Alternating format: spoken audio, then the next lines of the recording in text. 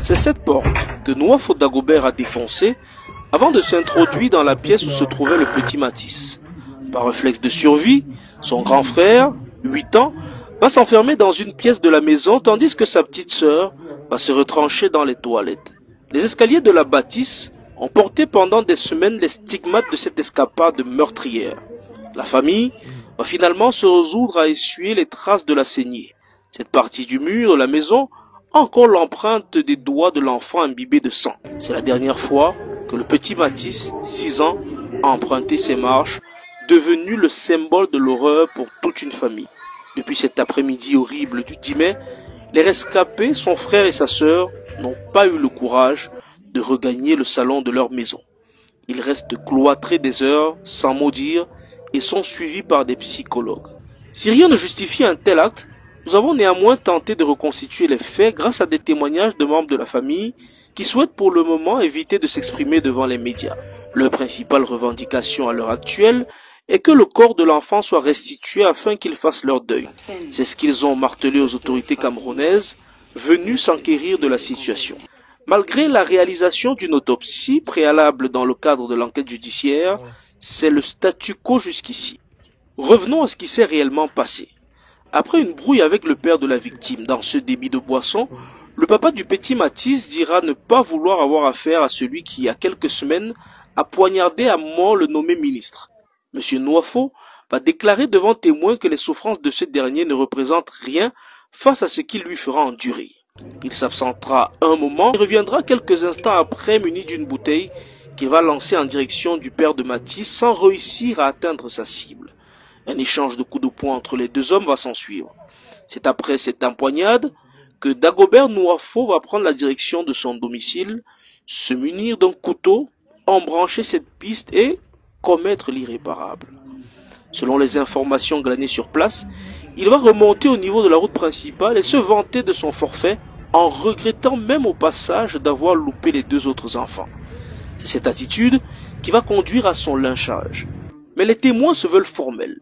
Ni avant, ni après, le présumé assassin aux yeux de la justice n'a perdu connaissance. Il n'était même pas ivre au moment des faits qui se sont déroulés autour de 14 heures, nous rapporte une voisine ayant recueilli l'anonymat. Le domicile de Matisse porte le deuil. Celui de Dagobert Nwafo est resté verrouillé depuis ce jour, pas l'ombre d'une présence humaine. Aux dernières nouvelles, il est toujours maintenu au commissariat pour exploitation, près de 3 semaines après son forfait. L'histoire de bébé Matisse, c'est trop rail, vous ne pouvez même pas imaginer. Parce que quand moi, il y a lu la carte sur le sol, petit frère, j'ai d'abord fier. Parce que le chef bandit du film ici, il n'est pas manchot. Il a all ses 2 mains. Le gars tire les ficelles même avec les ongles aussi une fois. On a dit que l'avocat de la famille arrive quelque part pour se présenter. On lui dit que non, il y a un avocat qui a quand même se présenter au nom de la famille. Donc la mafia avait envoyé un pion, un cheval de Troie pour brouiller all le système une fois que... Maintenant, l'avocat même à l'international lui dit que petit frère, c'est moi-même l'avocat même de Bouddha, comme mange avec le bobo, ok, oui. Voici all les dossiers ici. On dit qu'il n'y a pas de soucis, c'est tranquille. Donc quand le gars tourne le dos comme ça pour décaler, vous-même vous connaissez que c'est pas les coups de fil, une fois on appelle, il y a l'endonnement un peu conseil. C'est pas si vous voyez un peu le film. On kème dans le tchouk-tchouk, dans le poing d'une fois. Oui, devant sa femme. Vous-même vous pouvez imaginer la magie de ce qui se passe derrière. Non, mais un petit frère comme moi, vous savez, prendre la parole pour dire quoi. Mais à un moment donné, tu le postais, tu te dis que petit frère, si ça se passe comme ça, dans un bled comme ça, où on joue dans le portail pour t'aimer un petit, et on avait qu'on voulait t'aimer 3, on a réussi à t'aimer seulement un, et puis on veut flouter le feeling, ça veut dire que même chez toi aussi, ça peut arriver. Et le jour où ça va arriver chez toi, tu vas venir sur les réseaux sociaux pour demander de l'aide. Tu vas vouloir que les gens crient. Et il y en a qu'aujourd'hui, tu es dans la position de ceux qui doivent crier. Tu fais alors comment? Tu cries pour qu'on crie pour toi demain, ou bien tu fermes ta bouche pour qu'on ferme aussi la bouche pour toi demain. Donc, ils sont obligés de sortir aujourd'hui pour vous dire que papa, le film ici, non, c'est un film qui est trop high-tech. J'avais fait une vidéo ici où je sais que père, l'idole reçoit trop un pressing, machin, son père est monté, c'est descendu. Mais au fur et à mesure, non, c'est le quartier. C'est la pression même, donc c'est bien la pression des brasseries même qu'elle doit recevoir. Oura. Parce que c'est high, elle ne josse pas depuis, hein. Tous ces combis artistes aussi ne josse pas. Et c'est pas si vous vous rendez compte depuis du film. Donc ça veut dire que derrière, pendant les appels, vous savez quand quelqu'un traverse un moment difficile, non? C'est comme Choco les conseils que non, ne fais pas les vidéos, ne fais pas de sorties. Les Camerounais vont oublier. Si c'est que c'est comme ça le Cameroun, non? Et c'est pas si on voit un peu les conseils qu'elle reçoit de ces combis. il y a les combis artistes dedans. On n'a pas encore dit qu'on peut vous boycotter les artistes. On n'a pas le pouvoir de ça. Mais on dit seulement que si vous ne commencez pas à parler, vous les proches de l'idole là, le précis va arriver chez vous aussi. On ne peut rien créer, mais on va essayer pour voir. Parce que c'est un peu high. La recette, on a compris qu'elle est du côté de son répé et c'est normal. Tout le monde ici, il n'y a pas quelqu'un ici qui va trop les nerfs des mecs qui sont répés dehors. Elle est du côté de son répé, non aïe. Mais maintenant, vous aussi, vous êtes du côté aussi de son répé. C'est ça que nous aussi on veut savoir. Voilà, parce que bon, maintenant il faut se jeter à l'eau. Il faut qu'on sache ce qui se passe. Le répé là, pourquoi il n'est pas encore au Ngata? Parce qu'on a les preuves. Le couteau, les gars l'ont vu avec, on a vu ce qu'il a fait, les témoignages, tout est déjà propre.